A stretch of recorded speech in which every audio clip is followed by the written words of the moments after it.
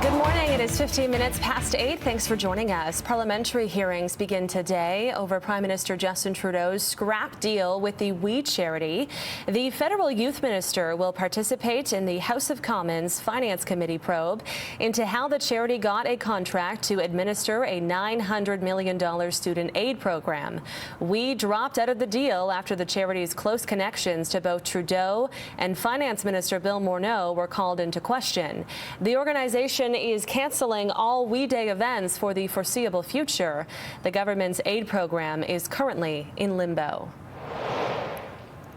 A prominent BC businessman and former CFL player has been sentenced to 3 months in prison for his role in the U.S. college admissions cheating scandal.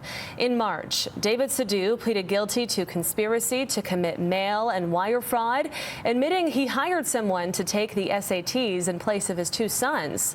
Sidhu must surrender to the U.S. Bureau of Prisons by late September and pay a $250,000 fine.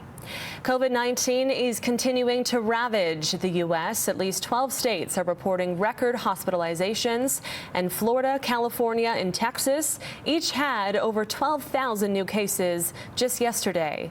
The U.S. Army arrived in Houston this week to help prepare for the opening of a new hospital wing to address the shortage of beds. Refrigerated trucks are currently on standby to increase morgue space as the death toll passes 3,500 in that city. Officials say the situation has not reached the same level of urgency as New York City in April. The U.S. currently has almost 3.5 million cases of COVID-19. The Twitter accounts of some high-profile people were hacked on Wednesday in an apparent Bitcoin scam. Fake tweets were posted from the accounts of Barack Obama, Joe Biden, Amazon CEO and Jeff Bezos, Microsoft CEO Bill Gates, and Tesla CEO Elon Musk. The tweets offered to send $2,000 for every $1,000 sent to a Bitcoin address. Twitter has issued a statement saying it is aware of a security incident impacting accounts on Twitter. It is investigating and working to fix it. Bezos, Gates, and Musk are among the 10 richest people in the world, with tens of millions of followers on Twitter. A new poll in the U.S. shows Joe Biden has an edge over Donald Trump to be the next president. According to the latest Quinnipiac University national poll, 52% of voters say they will support the Democratic candidate in the November election, while 37% will back Trump. That's a wider margin than in June. The poll also found growing disapproval of Trump's performance. A violent confrontation between protesters and police on Brooklyn Bridge led to multiple injuries and arrests. This video of an arrest taken by a demonstrator. Anti-police protesters sat down on the bridge to block a pro-police rally. 37 people were arrested and 4 cops were injured, including the NYPD chief. Marches against police brutality have continued throughout the U.S., prompted by the killing of George Floyd in May. 8:19 now on Breakfast Television. COVID-19 cases in Washington state have been growing steadily over the last month. As News 1130's Peter Wagner tells us, it seems to be young people gathering in big groups. I'm News 1130's Peter Wagner reporting from my house in Ferndale, Washington, where for the last month the coronavirus pandemic has been continuing to grow, well, seemingly almost unchecked. Now here, there are at least 42,000 positive cases of COVID-19 in the Evergreen State so far, 1,400 deaths at least. And the governor saying the last month, when the weather has really started to turn, has seen quite an acceleration in the number of cases. Now, troubling to the governor and the State Department of Health are where these increases are happening. The data is showing that a lot of these positive results are now starting to come from younger people. We're seeing people in their 20s, and according to this data, a lot of these cases are coming from people in their 20s who are gathering in large groups, and those become those spreading events. Now, one Seattle station, Como News, talked to, one of those kids who was out in a group at a beach or a park who basically said, "I'm young. I don't care. It hasn't affected my life yet."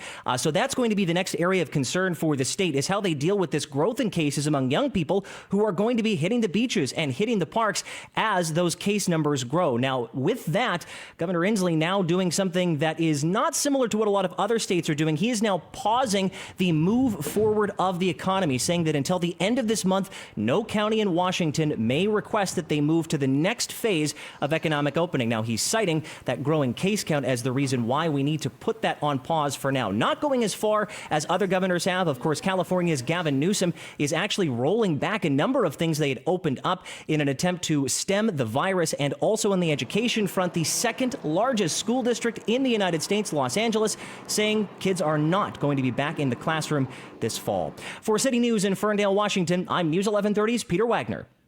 And Peter Wagner will join us at 9:20 this morning on Breakfast Television, so stay tuned for that.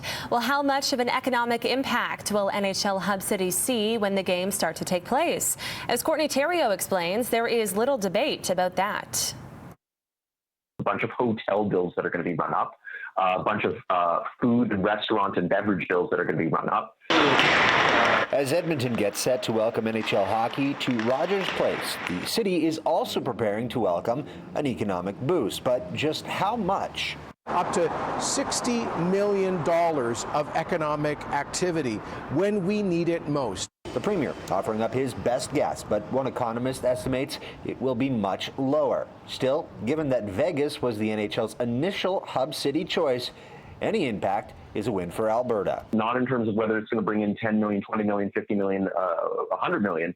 It's that really it shouldn't have been there at all. So anything that it brings in is a net positive. And the benefits for the other NHL hub city might be even more subdued. Toronto really isn't going to see a major economic benefit here because it's not like you need to put the city on the map in the way that Edmonton might feel that it needs to. Lander says Edmonton bars would have seen an uptick in business no matter where the league set up shop.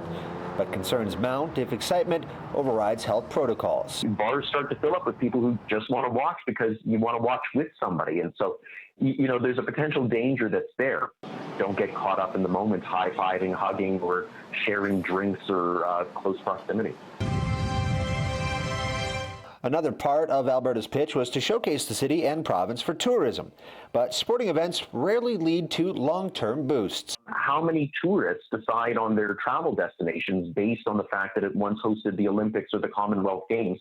I don't think a lot of people go to Calgary and Edmonton because of their history hosting major sporting events. And while the benefits of the Hub City selection remain to be seen, Edmonton's victory could actually have ramifications for other NHL cities, such as Calgary. This is kind of a reward to Edmonton then for putting up that new arena and using public funds. And the NHL is going to use that as a signal to a bunch of other cities that are looking for new arenas saying, this is what could await you. In Edmonton, Courtney Theriault, City News.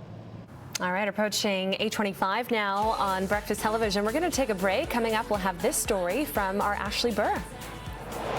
So I just got back. I'm pulsating. That's how high on life I am. Space enthusiasts and photographers alike have their heads pointed upward as something is happening that won't happen again for another 7,000 years, and you can see it with the naked eye. Make every